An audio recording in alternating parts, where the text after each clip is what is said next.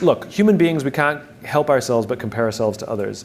And comparison is the deadliest thing we can do to ourselves, because we will always come up short. And Right. all it does is exaggerate all of our insecurities.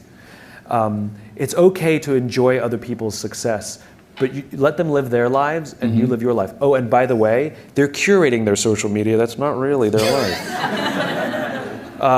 And so you're making decisions based on how you feel, based on their curated things. I know, I've talked to so many millennials. I know somebody who's out of work, really depressed, and yet she goes and does all these things so she has the appearance of this amazing, successful life. And so now she may be making those decisions based on what her friends, who knows what sort of weird, twisted, exaggerated, circle of depression this is forming. So go back to the rules of the infinite game. Your friends are there to admire. Your friends are there to say, God, I'm so happy for them. What are they doing that I can learn from?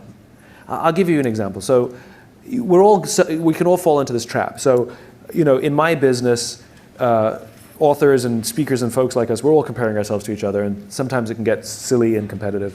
And there was, sometimes I go on Amazon and I check the rankings of my books to see that I still have a job.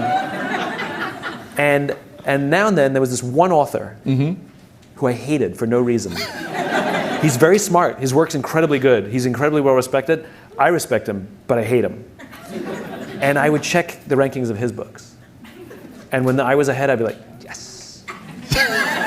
And when he was ahead, I was like, right? It would drive me crazy. And I had this weird abstract competition. Same thing, right? Social media happened to be Amazon rankings. Right. And I would check in all the time. I'd always check in, mine, his, nobody else, just mine and his. Anyway, we were, I was at an event and we were interviewed together on the same stage. And the interviewer decided to let us introduce each other.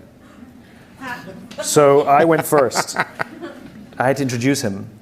And this is what I said. I looked at him and I said, you make me very insecure.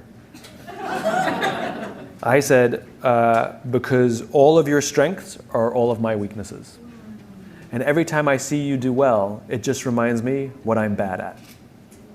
That's how I opened up. He turned to me and he said, funny, I feel the same way about you.